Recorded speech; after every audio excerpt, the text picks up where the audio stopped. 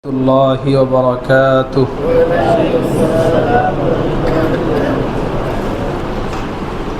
بسم الله الرحمن الرحيم.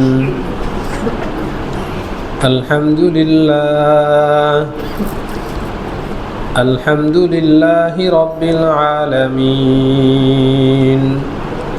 والعاقبة للمتقين، والصلاة والسلام على سيد الأنبياء والمرسلين، وعلى آله وأصحابه أجمعين. أما بعد، فأعوذ بالله من الشيطان الرجيم. بسم الله الرحمن الرحيم. من كان يريد العزة فلله العزة جميعا، إليه يصعد الكلم الطيب والعمل الصالح يرفعه، والذين يمكرون السيئات لهم عذاب شديد، ومكر أولئك هو يبور. وعن أبي هريرة رضي الله عنه أن رسول الله صلى الله عليه وسلم قال: إنكم ستحرصون على الإمارة، وستكون ندامة يوم القيامة، أو كما قال النبي صلى الله عليه وسلم. آمنت بالله، صدق الله العظيم، وصدق رسوله النبي الكريم، ونحن على ذلك لمن الشاهدين والشاكرين، والحمد لله رب العالمين. اللهم صل على محمد وعلى آل محمد، كما صليت على إبراهيم وعلى آل إبراهيم إنك حميد مجيد. اللهم بارك على محمد وعلى آل محمد، كما باركت على إبراهيم وعلى آل إبراهيم إنك حميد مجيد. رہے میرا مسکن حوالی کعبہ، بنے میرا مدفن دیار مدینہ. رہے میرا مسکن حوالی کعبہ، بنے میرا مدفن دیار مدینہ. نفسي الفداء لقبر أنت ساكنه،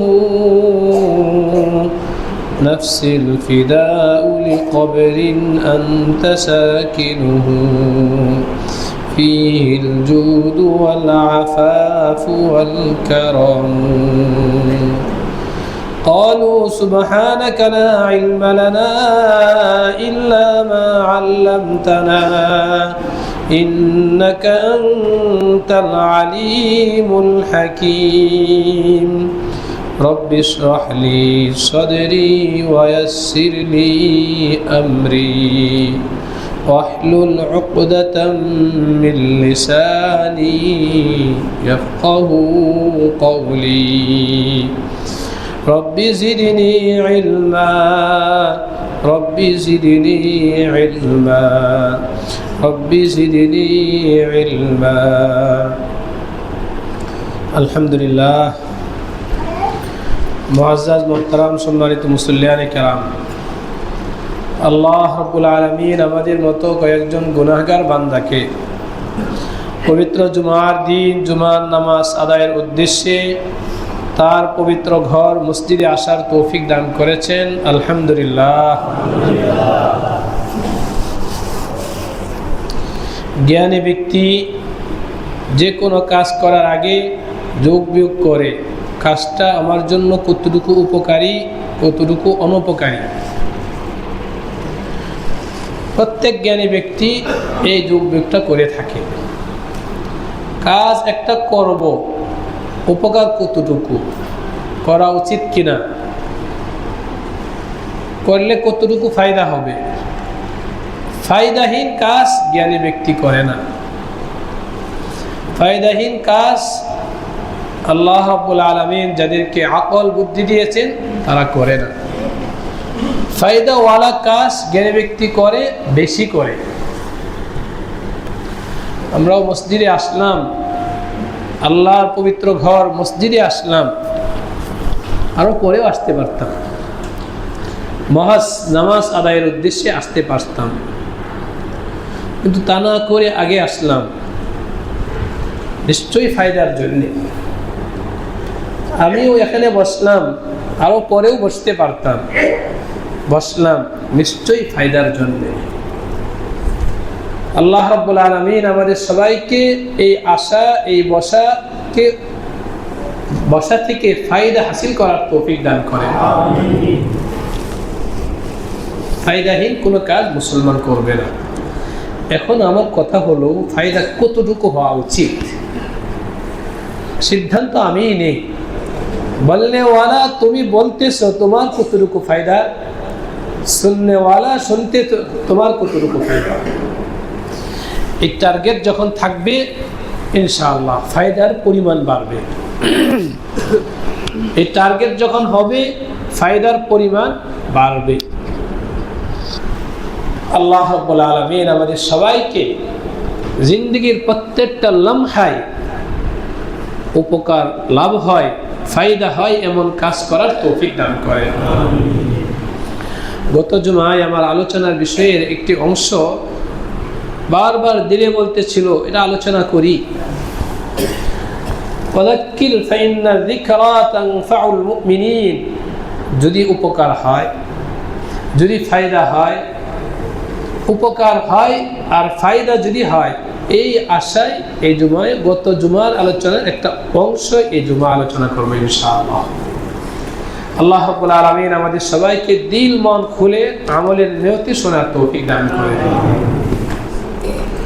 বলেছিলাম গত জুমায়, ফেরাউন একটি সময় গিয়ে তার ক্ষমতাকে ধরে রাখার জন্য ফরমান জারি করলো, বনী ইসরাইলের সব নবজাতককে জবাই করা হোক। মায়ের কোল থেকে তার নবজাতক সন্তানকে টেনে হেঁচড়ে জবাই করা হয়েছে। মার সামনে, বাবার সামনে বলার কিছুই ছিল না, নীরব কান্না ছাড়া আর কিছু ছিল না।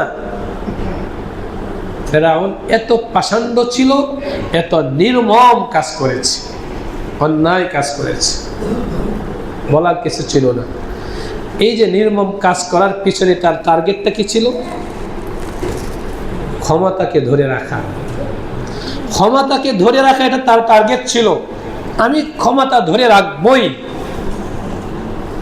এর জন্য যা কিছু হওয়ার হোক, পুরা দেশ তছনছ হয়ে যাবে, কিন্তু এরপর আমি ক্ষমতাকে ধরে রাখবো। ফেরাউনের এই ইচ্ছা ছিল। আল্লাহ রাব্বুল আলামিন আসমান থেকে বলতেছে, তুমি ধরে রাখবে, পারলে করো।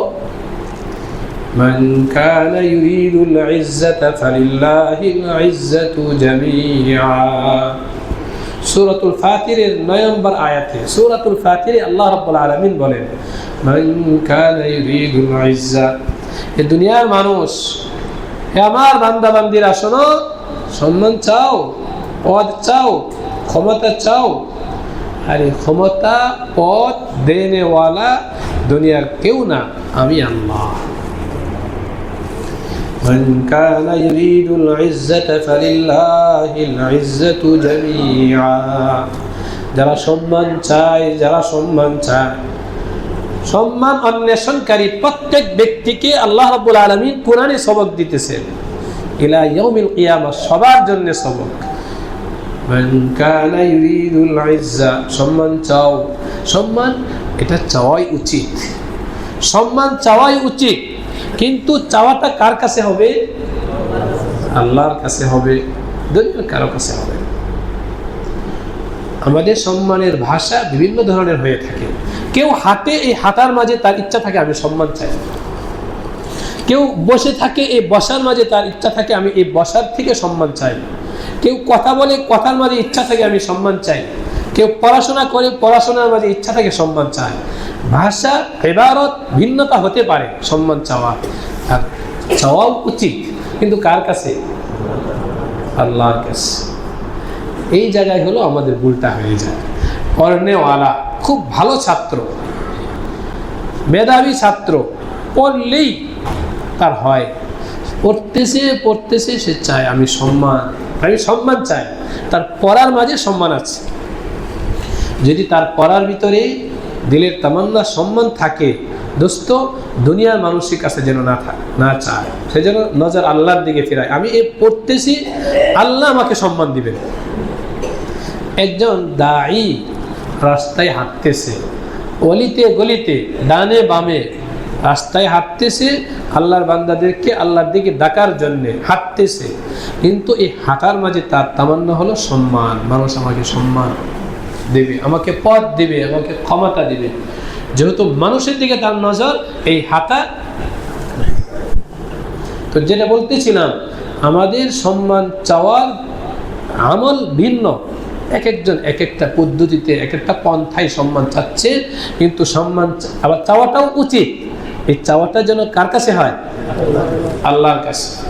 আজকের জুমার প্রথম কথা, সম্মান, পদ, ক্ষমতা, শক্তি, যা কিছু আমরা চাবো, কার কাছে চাবো ভাই? আল্লাহর কাছে। মোহতারাম দোস্ত, কথাটা গুরুত্বপূর্ণ কথা, সবাই দিলের মাঝে বসায়। আল্লাহ ছাড়া কেউ দিতে পারে না, দিবে না, আল্লাহই দেবেন। সুতরাং চাওয়াটা তার কাছেই উচিত।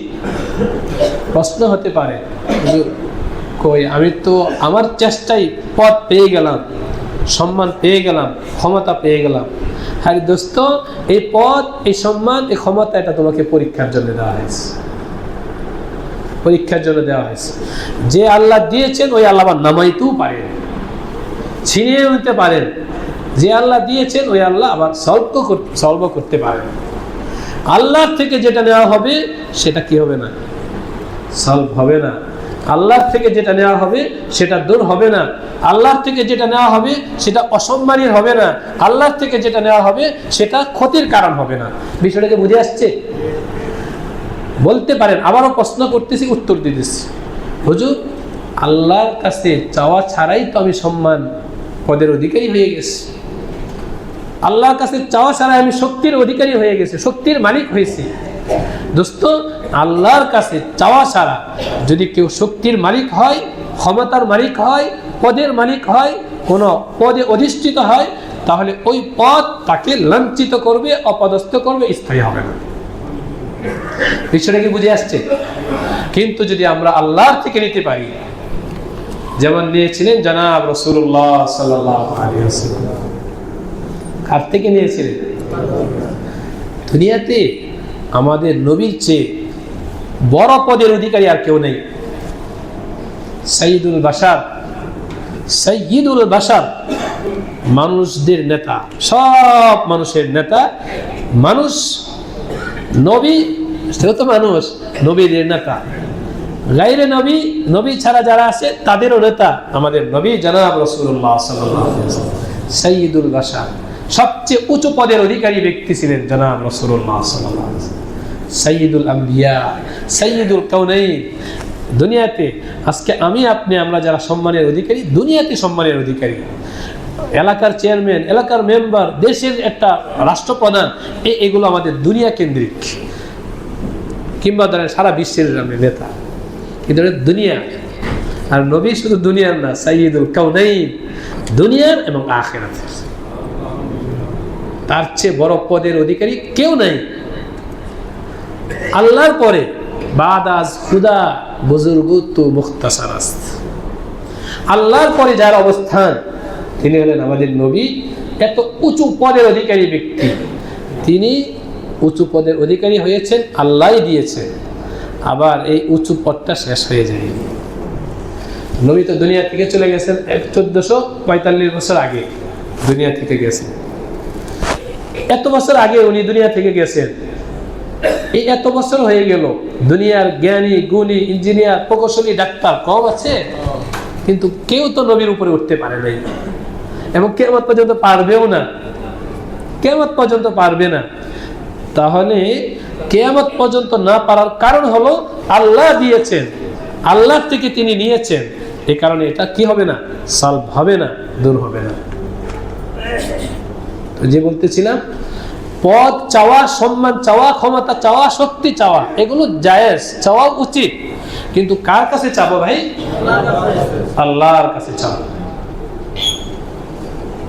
আল্লাহর কাছে না চেয়ে দুনিয়ার মানুষের কাছে চেয়ে, দুনিয়ার মানুষের থেকে নিয়ে আমি যদি পদওয়ালা হই, ওই পদ আমার স্থায়ী হবে না, ওই পদ আমাকে লাঞ্ছিত করবে। ইন্না কারুন কানা মিন কওমি মূসা ফাবাগা আলাইহিম। কারুন ছিল অনেক সম্পদের অধিকারী। কই কারুনের সম্পদ তো থাকে নাই। সাদ্দাদ জান্নাত বানাইছে, দুনিয়ার জান্নাত, তার জান্নাতে তো সেও থাকতে পারে নাই, এ তো স্থায়ী হয় নাই। ফেরাউন রাজত্ব জোড়াইছে, সারা দুনিয়ার রাজত্ব সে নিজের করছে, কই তার রাজত্ব তো স্থায়ী হয়নি। আল্লাহ বুঝাইলেন আমার থেকে নেয়নি, এগুলো সব। এবং ইতিহাস, পুরা ইতিহাস আমরা দেখি, যেই ক্ষমতা আসছে ক্ষমতা টিকে নেই আল্লাহর থেকে না নেওয়ার কারণে। আল্লাহ রাব্বুল আলামিন কত পিয়ার মহব্বতের সাথে কোরআনে বলে দিয়েছেন, অল্প শব্দ অল্প জায়গায় আল্লাহ বলছেন, মান কানা ইউরিদুল ইজ্জাতা ফালিল্লাহিল ইজ্জাতু জামিআ। হে আমার বান্দারা, সম্মান চাও আমার থেকে নাও, আমার কাছে চাও, আমি তোমাকে যতটুকু সম্মান দিব এটাই সম্মান প্রকৃত অর্থে।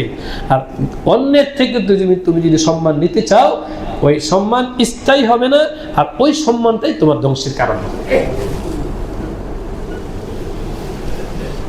সবচেয়ে উঁচু পদের অধিকারী ব্যক্তি ছিলেন জনাব রাসূলুল্লাহ সাল্লাল্লাহু আলাইহি ওয়াসাল্লাম। সুতরাং মহতারাম দোস্ত, আমরা তো আল্লাহ থেকে সম্মান চাবো, সম্মান যদি না করে তাহলে তো আমরা বাঁচতে পারবো না। মাঝে মাঝে দোয়াতেও আমরা বলি, আল্লাহ আপনি আমাদেরকে অপদস্থ করিয়েন না, সম্মানিত করেন, স্ত্রীর কাছে সম্মানিত করেন, সন্তানের কাছে সম্মানিত করেন, দোস্ত আহবাবের কাছে সম্মানিত করেন, সমাজের মানুষের কাছে আপনি আমাদেরকে সম্মান দান করেন। কবরে যখন রাখা হবে ওই সময় আপনি ফেরেশতাদের সামনে অসম্মানিত করিয়েন না। আল্লাহর কাছে আমরা সম্মান চাচ্ছি। এই সম্মান চাওয়া এবং সম্মানটা পাওয়ার জন্য কিছু করণীয় আছে। সম্মান পাওয়া, সম্মান চাওয়া, এর জন্য আমাদের কিছু করণীয় আছে। এই করণীয়টা গত শুক্রবারে আমি সংক্ষেপে বলেছিলাম, এটা অবমূল্যায়ন না করা। যখনই আল্লাহ তাআলা আমাকে কোনো সম্মান দান করবেন, এই সম্মানকে মূল্যায়ন করা, সর্বোচ্চ পর্যায়ের মূল্যায়ন, সর্বোচ্চ পর্যায়ের মূল্যায়ন করা। এই যে মসজিদের মিম্বরে আমি বসলাম, এটা একটা সম্মানের জায়গা, এই জায়গা বসে অসম্মান করা যাবে না, এটা অবমূল্যায়ন করা যাবে না। আল্লাহর পক্ষ থেকে আসছে, এই মূল্যায়নটাকে ধরে রাখতে হবে। এভাবে আমরা যে যে পদে আছি, যার যতটুকু সম্মান আল্লাহ রাব্বুল আলামিন দিয়েছেন, মহতারাম দোস্ত, ওই সম্মানটাকে ধরে রাখার চেষ্টা। ধরে রাখার জন্য এক নম্বর কথা হলো, যে উঁচু আছে সেজন্য নিচু অধীনস্থর প্রতি জুলুম না করে, জুলুম যেন না হয়। খবরদার পদওয়ালা ব্যক্তি, খবরদার তুমি জুলুম করিও না। জুলুম করলে আল্লাহ রাব্বুল আলামিন তোমার এই পদকে কেড়ে নেবেন। শক্তিওয়ালা ব্যক্তি, তুমি শক্তির প্রদর্শন করিও না, যদি করো আল্লাহ তাআলা শক্তিকে কেড়ে নেবেন, শক্তি কেড়ে নেবেন। একবার জনাব রাসূলুল্লাহ সাল্লাল্লাহু আলাইহি ওয়াসাল্লাম, ওনার কাজ ছিল সাহাবায়ে কেরামকে গভীর পর্যবেক্ষণ করা। এটা রাসূলের কাজ ছিল। রাসূল সাহাবীদেরকে নখদপনে রাখতেন, নজরে রাখতেন, কে কোন কাজ করে আমি দেখব। গোপনে রাসূলুল্লাহ সাল্লাল্লাহু আলাইহি ওয়াসাল্লাম বের হয়েছেন রাস্তায়। কিছু দূর যাওয়ার পরে এক সাহাবী উকবা ইবনে আমির রাদিয়াল্লাহু আনহু, ওনাকে আবু মাসউদ আল আনসারী রাদিয়াল্লাহু আনহু বলা হয়, উপাধি ছিল আবু মাসউদ, নাম হলো উকবা ইবনে আমির। উকবা ইবনে আমির রাদিয়াল্লাহু আনহু ওনাকে দেখলেন। উকবা ইবনে আমির উনি বলতেছেন, কুনতু গোলামান লি, আমি আমার এক গোলামকে প্রহার করতেছিলাম। গোলামকে প্রহার করা জায়েজ আছে। গোলাম ওই জামানার গোলাম আর বর্তমান সময়ে আমরা যাদের থেকে কাজ নেই তারা বরাবর না। ওই জামানার গোলাম এর মানে তার হুরিয়াত, স্বাধীনতা, স্বাধীন না, সে তো গোলাম। আর আমরা বর্তমানে যাদের থেকে কাজ নেই এটা তো স্বাধীন ব্যক্তি। আমার যেমন হক শরীয়ত ওই স্বাধীন ব্যক্তি, আমি যার থেকে কাজ নেই তারও ওই রকমই হক শরীয়ত দিয়েছে। কিন্তু ওই জামানার গোলাম শরীয়ত ওই স্বাধীন ব্যক্তিকে যে হক দিয়েছিল ওই হক গোলামকে দেয়নি। ওই জামানার গোলামের পার্থক্য ছিল। প্রাসঙ্গিক কথায় আসতেছি, এই কথাটা অনেকেই বুঝে না আমাদের সমাজে। কয়েকজন ভাই সময় ভিন্ন ভিন্ন সময়ে আমার কাছে জানতে আসছে, হুজুর আমি আমার কাজের মেয়ের সাথে কথার কথা থাকতে চাই, কাজের মেয়ের সাথে, দাসীর সাথে থাকা এটা তো জায়েজ আছে, আমি আমার কাজের মেয়ের সাথে থাকতে চাই। তখন আমি বুঝলাম ওই জামানার দাসী আর এই জামানার কাজের মেয়েকে কি মনে করে, এক মনে করতেছে। ওই জামানার গোলাম আর এই জামানার কাজের ছেলে, আমি যার থেকে কাজ নেই তাকে এক মনে করতেছে। কোশ্চিন কালেও এক না, সে তো গোলাম, শরীয়ত তার অধিকার অর্ধেক দিয়েছে। আর এই জামানার আমরা যাদের থেকে কাজ নেই শরীয়ত তাকে, আমি স্বাধীন ব্যক্তি হিসেবে আমার যে অধিকার, ওই আমি যার থেকে কাজ নেই তার একই অধিকার। হ্যাঁ, সে পদ নাই, ক্ষমতা নাই, টাকা নাই, এ কারণে সে আমার কাজ করে। আর আমাকে আল্লাহ তাআলা টাকা দিয়েছেন, পদ দিয়েছেন, আমার অধীনে কাজ করে। এই হলো পার্থক্য, এছাড়া আর কোনো পার্থক্য নেই। পিছনে কি বুঝে আসছে? উকবা ইবনে আমির রাদিয়াল্লাহু আনহু বলতেছেন, কুনতু আদরিবু গোলামান লি, আমি আমার এক গোলামকে প্রহার করতেছিলাম, মারতেছিলাম। আমি আমার এক গোলামকে মারতেছিলাম। যদি বললাম যে গোলামকে মারা কি ছিল, যদি অন্যায় করে মারার অধিকার আছে, শরীয়ত তাকে দিয়েছে। গোলাম যদি পলাতক গোলাম হয়, গোলাম যদি খেয়ানত করে, তাহলে মনিবের মাল, গোলাম হলো মনিবের মাল, মনিব শরীয়তের সীমার ভিতরে থেকে করতে পারবে। কিন্তু তিনি বলতেছেন, ফাসামিআতু মিন খালফি সাওতাম, ফাসামিআতু মিন খালফি সাওতাম, যখন আমি মারার জন্য উদ্যত হলাম, হাতকে প্রসারিত করলাম, এমন সময় পিছন থেকে একটি আওয়াজ পাইলাম, পিছন থেকে একটি আওয়াজ পাইলাম। তো উনি বলতেছেন, ওই পিছনের আওয়াজ পেয়ে আমি ভয় পেয়ে গেলাম। আওয়াজটা ছিল মহাব্বতের, আওয়াজটা ছিল মৃদু, কিন্তু মৃদু আওয়াজের মাঝে এক ধরনের ভীতি ছিল, ভয় ছিল। আমি ভয় পেয়ে গেলাম, হাত নামিয়ে ফেললাম। যখন আমি হাত নামিয়ে ফেললাম তখন ওই পিছনের আওয়াজওয়ালা ব্যক্তি বলতেছেন, লাল্লাহু আকদারু আলাইকা মিনকা আলাইহি। সবাই ভাই খেয়াল করে শুনুন, পিছন থেকে আওয়াজ আসতেছে, লাল্লাহু আকদারু আলাইকা মিনকা আলাইহি। শোনো হে আল্লাহর বান্দা, তুমি এই গোলামকে মারার প্রতি যতটুকু ক্ষমতা রাখো, আল্লাহ রাব্বুল আলামিন আসমানের মালিক তোমার প্রতি তোমার চেয়েও বেশি ক্ষমতা তোমার উপর রাখে। অর্থাৎ তোমার মালিকানা এই গোলামের প্রতি যতটুকু, তার চেয়েও বেশি মালিকানা তোমার প্রতি আল্লাহ। আজকে গোলাম অন্যায় করার কারণে তুমি তাকে প্রহারের জন্য উদ্যত হয়েছ, শোনো প্রহার করিও না, মারাটা বন্ধ করো, হাতকে নামাও, সংবরণ করো। যদি করতে পারো তোমার অন্যায় অপরাধকে আল্লাহ রাব্বুল আলামিন ক্ষমা করে তোমাকে মাফ করে দিবেন। উকবা ইবনে আমির রাদিয়াল্লাহু আনহু এই কথা শুনে সাথে সাথে পিছন দিকে, ফাইদান ইলতাফাততু মিন ওয়ারাই, আমি পিছন দিকে তাকাইলাম, ফাইদান হুয়া রাসূলুল্লাহ সাল্লাল্লাহু আলাইহি ওয়াসাল্লাম, দেখলাম জনাব রাসূলুল্লাহ সাল্লাল্লাহু আলাইহি ওয়াসাল্লাম দাঁড়িয়ে আছে। রাসূলকে দেখে আগে তো ভয় পাইছি, কিন্তু রাসূলকে দেখে আর এই কথার এই কথার আওয়াজ প্রতিধ্বনিত হচ্ছিল জবানের মাঝে, আমি সাথে সাথে বললাম ফাইদান হুয়া লিওয়াজহিল্লাহি আযজা ওয়া জাল। ইয়া রাসূলুল্লাহ, আপনি বললেন যে আমি এই গোলামের প্রতি হাত প্রসারিত করার কারণে আপনি আমাকে সতর্ক করলেন, আমি আপনাকে সাক্ষী রেখে বলতেছি এই গোলামকে আমি এক্ষুনি আজাদ করে দিলাম, এক্ষুনি আজাদ করে দিলাম। রাসূল সাল্লাল্লাহু আলাইহি ওয়াসাল্লাম বললেন আম্মা লাউলাম তাফআলহু লাফাহাতকান নারু আও ক্বালা লামাসসাতকান নারু। হে উকবা, শোনো, তুমি যদি এই কাজটা না করতে, অর্থাৎ গোলামকে যদি এই সময় তুমি আজাদ না করতে, তাহলে তো তোমাকে জাহান্নামের আগুন স্পর্শ করতো, তোমাকে জাহান্নামের আগুন স্পর্শ করতো। তুমি বুদ্ধিমানের কাজ করছো, আমার সতর্কবাণী শোনার সাথে সাথে তুমি সিদ্ধান্ত নিছো এই গোলামকে আজাদ করে দিবে, আর আজাদ করার মাধ্যমে তুমি জাহান্নামের আগুন থেকে মুক্তি পেয়ে গেলে। মুহতারাম দোস্ত, এই তো মুসলিম শরীফের হাদিস, একেবারে পুরো হাদিসটা আপনাদের সামনে তেলাওয়াত করলাম। একজন গোলাম সঙ্গত কারণে সাহাবী হাত তুলছেন, প্রহার করবেন, মারবেন, রাসূল নিষেধ করছেন আর বলছেন মারতে পারো না, আল্লাহু আকদারু আলাইকা মিনকা আলাইহি। এটাই বলতেছি, এখান থেকে আমাদের জন্য শিক্ষা আছে। আমরা এখান থেকে শিক্ষা লাভ করি। কত দিনের জিন্দেগি, হায়াতে জিন্দেগি কয় দিনের। হযরত আনাস রাদিয়াল্লাহু আনহু রাসূলুল্লাহ সাল্লাল্লাহু আলাইহি ওয়াসাল্লামের খাদেম ছিলেন, 10 বছর খেদমত করছেন আনাস রাদিয়াল্লাহু আনহু। 10 বছর একদিন রাসূলুল্লাহ সাল্লাল্লাহু আলাইহি ওয়াসাল্লাম আনাসকে বললেন, একটা কাজ বুঝাইলেন, এই কাজটা অমুক জায়গা গিয়ে এভাবে করা যাবে, তুমি কাজটা করে আসো, আমি অপেক্ষায় আছি। কাজ করে আসো, আমি অপেক্ষায় আছি। হযরত আনাস রাদিয়াল্লাহু আনহুকে বুঝাইলেন, রাসূলুল্লাহ সাল্লাল্লাহু আলাইহি ওয়াসাল্লাম অপেক্ষায় বসে আছেন, আনাস কাজটা করে রাসূলের কাছে আসবে।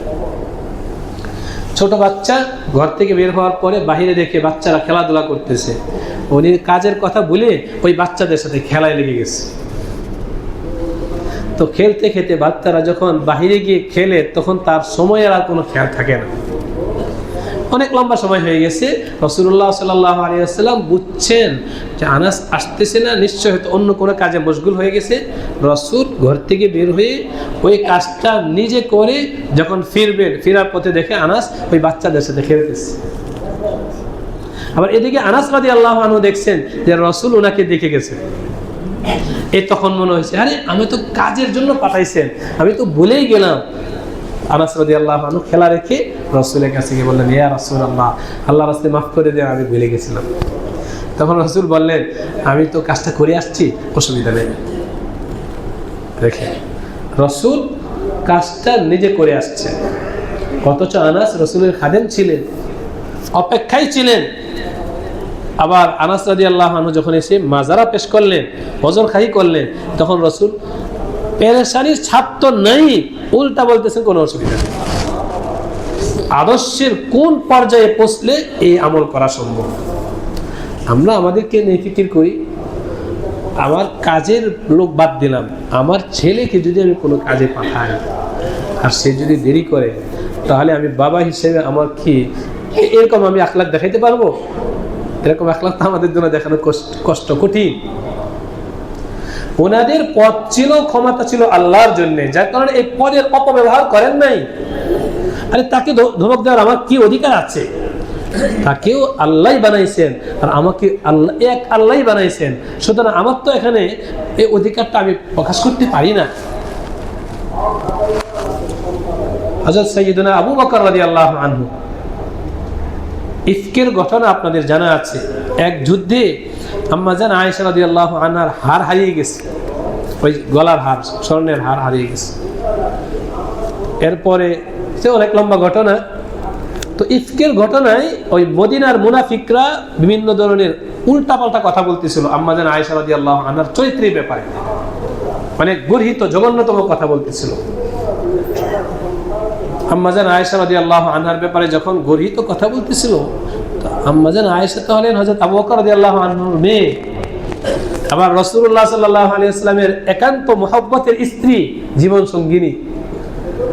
যখন কথা বলতেছিল, তো যারা কথা বলতেছিল এরা চিহ্নিত হয়ে গেছে, এরা আম্মা জান আয়েশার ব্যাপারে বিরূপ কথা বলতেছে। ওই কথা বলনেওয়ালা ব্যক্তিদের মাঝে একজন ছিল হযরত আবু বকর রাদিয়াল্লাহু আনহু গোলাম, অর্থাৎ ওই গোলাম তো ওই সময়ের গোলাম। হযরত আবু বকর রাদিয়াল্লাহু আনহু খুব কষ্ট পেয়েছেন, মনের মাঝে কষ্ট পেয়ে এরপরে গোলামকে অভিশাপ দিতেছেন। আমার আপনার অভিশাপ আর আবু বকর রাদিয়াল্লাহু আনহুর অভিশাপ এক না, ভিন্ন অভিশাপ দিতেছেন।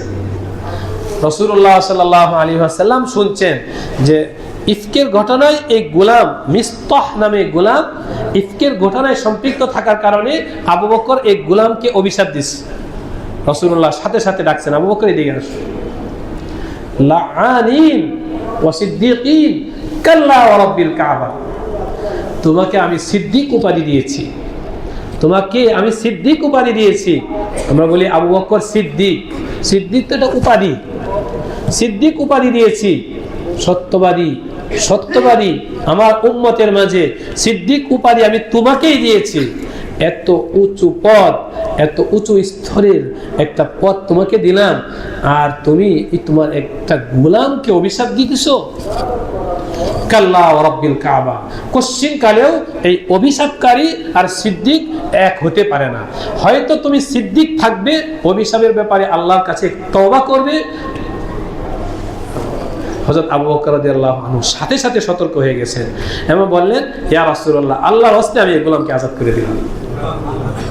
এবং শুধু তাই না, যেহেতু এই একটা ঘটনায় রাসূল আবু বকরকে ইসলাহ করছেন, সংশোধন করছেন, ধমক দিয়েছেন, আবু বকর রাদিয়াল্লাহু আনহু জীবনের আমল বানাইছেন, আমি আমার সাধ্যের ভিতরে যখনই কোনো গোলাম আমি দেখব, ওই তাকে আমার উপার্জন, আমার টাকা পয়সা, আমার গাড়ি সবকিছু, গাড়ি বাড়ি সবকিছু, গাড়ি তো ছিলেন না, সবকিছু বিক্রি করে হলেও ওই গোলামকে আমি আজাদ করব, ওই গোলামকে আমি আজাদ করব। কারণ এই গোলামের ব্যাপারে আমার নবী আমাকে সতর্ক করেছে। আবু বকর রাদিয়াল্লাহু আনহু, হযরত আবু যার গিফারি রাদিয়াল্লাহু আনহু, একবার হযরত আবু যার গিফারি রাদিয়াল্লাহু আনহু উটের উপর সওয়ার হয়ে কোথাও সফরে যাচ্ছে। তো দেখেন আবু যার গিফারি রাদিয়াল্লাহু আনহু উটের উপর সওয়ার, আরেকটা দামি উটে তার গোলাম সওয়ার হয়ে যাচ্ছে। আবু যার গিফারি রাদিয়াল্লাহু আনহুর শরীরে পোশাক যে মানের, ওই গোলামের শরীরে পোশাক ওই একই মানের। ওইটা ওই জামানায় অসম্ভব ছিল। গোলামের ওই গোলাম তো হলো একই কথা, ওই জামানার গোলাম তো তার অধিকার নিচে ছিল, শরীয়ত কর্তৃক নিচে ছিল। তো দৃষ্টি, মানুষের দৃষ্টিতে পড়লো, আরে আবু যার গিফারি যে মানের উঠে সওয়ার হয়েছে, তার গোলামও একই মানের উঠে সওয়ার। আবু যার গিফারি যে মানের পোশাক পরছে, তার গোলামও একই মানের পোশাক পরছে। ব্যাপারটা কি জিজ্ঞাসা করতেছে, কি ব্যাপার আবু যার গিফারি, এই এমন কেন? আবু যার গিফারি রাদিয়াল্লাহু আনহু বলতেছে, শোনো, আমি রাসূলের জামানায় একবার বেলাল হাফসি রাদিয়াল্লাহু আনহুকে, বেলালকে গালি দিয়েছিলাম, ইবনাস সাউদা, এই কালো, কালোর মেয়ে। মানে আবু বকর, বেলাল রাদিয়াল্লাহু আনহু নিজেও কালো ছিলেন, আবার ওনার মাও কি ছিলেন, কালো ছিলেন। তো ওই বেলাল রাদিয়াল্লাহু আনহুকে গালি দিয়েছেন ইবনাস সাউদা, এই কালোর ছেলে, কালোর ছেলে, ইবনাস সাউদা। এতটুকু গালি দিয়েছেন, হযরত বেলাল রাদিয়াল্লাহু আনহু মনে অনেক কষ্ট পেয়েছে যে আমি কালো হওয়ার কারণে আমাকে গালি দিয়েছে। এই কালো কথা বলে, এটা তো মানুষের ইখতিয়ারে না, সুন্দর হওয়া, কালো হওয়া, এটা কার দান? আল্লাহর দান। তো আল্লাহর দানের একটা বিষয়কে নিয়ে আবু যার আমাকে গালি দিল, রাসূলের কাছে বিচার দিয়েছে বেলাল রাদিয়াল্লাহু আনহু। রাসূল ডাকছেন আবু যার গিফারিকে, জিজ্ঞাসা করলেন, তুমি কি তাকে গালি দিয়েছো, ইবনাস সাউদা বলেছো? হযরত আবু যার গিফারি রাদিয়াল্লাহু আনহু বললেন, ইয়া রাসূলুল্লাহ, নাম, আমি তাকে ইবনাস সাউদা বলে গালি দিয়েছি। তখন রাসূল বললেন, ইন্নাকা মরউন ফিকা জাহিলিয়াতুন, আবু যার গিফারি, তুমি তো মুসলমান হইছো, কিন্তু জাহিলি যুগের মানুষের যে স্বভাব, ওই স্বভাব এখনো তোমার মাঝে রয়ে গেছে। রাসূল আমাকে এইভাবে সতর্ক করেছেন। এরপর থেকে আমি ওই বেলালের কাছে গিয়ে মাফ চাইছি, আর আমি সংকল্প করেছি আমি আমার জীবনে কোনোদিন গোলামের সাথে বৈষম্য আচরণ করব না। এই কারণে এখন আমার গোলামকে ওই আমার মানের উঠে সওয়ার করাইছি, আমার গোলামকে আমার মানের পোশাক পরিধান করাইছি। মোহতারাম দোস্ত, এই কেবলমাত্র সাহাবীদের ঘটনা। যে সাহাবীদেরকে রসুল নিজের হাতে বড় করেছেন, যে সাহাবীদের জিন্দেগিকে রসুল এভাবে সাজিয়েছেন, ওই সাহাবীরা নিজেদের সম্মান প্রভাব প্রতিপত্তি ধরে রেখেছেন। সম্মানের অপব্যবহার করেন নাই, পদের অপব্যবহার করেন নাই, এটাকে ধরে রাখার চেষ্টা করছেন। কখনোই অবচেতনভাবে যদি ব্যতিক্রম কিছু হয়েছে, এর জন্য কান্নাকাটি, তওবা, ইস্তিগফার সবই করেছে। সুতরাং আমাদেরকে আল্লাহ রাব্বুল আলামিন সামাজিকভাবে যাকে যতটুকু সম্মান দিয়েছে, মহতারাম দোস্ত, অনুরোধ করব এই সম্মান এটাকে ধরে রাখার চেষ্টা করব, যেন অপব্যবহার না হয়। আমার অধীনস্থ, তাকে আমি প্রহার করব না। ইনশাল্লাহ পারবো তো ভাই? ইনশাল্লাহ। অধীনস্থকে প্রহার করার মন মানসিকতা পরিহার করব। কারণ থাকবে, সঙ্গত কারণ আছে। কথার কথা, আমার ড্রাইভার চুরি করছে, তাকে শাস্তি দেওয়ার অধিকার আমার আছে, আমি দিতে পারবো। কিন্তু যেহেতু আল্লাহ তাকে আমার ড্রাইভার বানাইছেন, আমাকে মালিক বানাইছেন, আমি আমার এই মালিকের পথটাকে তাকে প্রহার করে কিংবা তাকে জরিমানা দিয়ে আমি এই পথটাকে কলুষিত করতে চাই না। আমি এটাকে ধরে রাখতে চাই, যেন যতদিন আল্লাহ বাঁচিয়ে রাখেন আমি যেন মালিকই থাকতে পারি, আমার অধীনে যেন ড্রাইভার থাকে। আর যদি উল্টা হয়, তাকে আমি ধমক দিই, গালি দিই, অসম্ভব কিছু না। এক সময় ওই ড্রাইভার মালিক হবে, আমি তার অধীনে হবে, অসম্ভব কিছু না, হতে পারে। সুতরাং আমি আমার পথকে নষ্ট করতে চাই না, আমি আমার মর্যাদাকে নষ্ট করতে চাই না, প্রহার করবো না। এরপরে তো ওই যে আবু যর গিফারি রাদিয়াল্লাহু আনহুর ঘটনা থেকে গালি দিব না। এখন সাধারণত আমাদের সমাজে যেটা হয়, প্রহারের প্রবণতাটা উঠে গেছে, প্রহার করে না, কিন্তু গালি দেওয়া ভুলে যায় না। একটা না একটা গালি দিবেই, অন্যায় করছে তো গালি জবানে চলে আসে। আবু যর গিফারি রাদিয়াল্লাহু আনহুকে আমার নবী যেভাবে সতর্ক করেছেন, ইন্নাকা মরউন ফিকা জাহিলিয়াতুন, দোস্ত গালি দিয়ে আমি আমার এই পদ ক্ষমতাকে বিনষ্ট না করি। গালি দিব না, প্রহার করব না, পদের অবমূল্যায়ন করব না, ক্ষমতার অবমূল্যায়ন করব না। এই বিষয়গুলো যার যতটুকু অর্জন হবে, ইনশাআল্লাহ পদ তাকে অলঙ্কিত করবে, পদ তাকে দামি বানাবে, স্থায়ী করবে। ইনশাআল্লাহ স্থায়ী করবে। আল্লাহ রাব্বুল আলামিন আমাদের সবাইকে এই কথাগুলো দিল দিয়ে বুঝার তৌফিক দান করে। সবার জন্য একই কথা, আমি মসজিদের ইমাম, আমার জন্য একই কথা, আমার অধীন আছে, আমি পরিবারের মেম্বার, একজন দায়িত্বশীল, আমার জন্য এই কথা, সমাজের নেতৃস্থানীয় ব্যক্তি যারা আছে তার জন্য একই কথা। যেখানে যেখানে এক অবমূল্যায়ন হবে, ওই জায়গায় অশান্তি বিরাজ করে। আল্লাহ রাব্বুল আলামিন আমাদের সবাইকে উক্ত কথাগুলোর উপর আমল করার তৌফিক দান করেন, এর থেকে সহি বুঝে জিন্দেগিকে অলঙ্কিত করার তৌফিক দান করেন। গত জুমায় রোমাল থেকে ৩৬৭৪ টাকা, দান বাক্স থেকে ৭৪৪, মোট ৪৪১৮ টাকা অর্জিত হয়েছে। যারা দান করেছেন, আল্লাহ রাব্বুল আলামিন সকলের দানকে কবুল করে নেন। আরেকটি ঘোষণা মুহতারাম দোস্ত, আমাদের এই নুরুল উলুম মাদ্রাসা, এটা আমাদের মাদ্রাসা। কার মাদ্রাসা ভাই? সবাই বলেন ভাই। এটা আমাদের এই সমাজে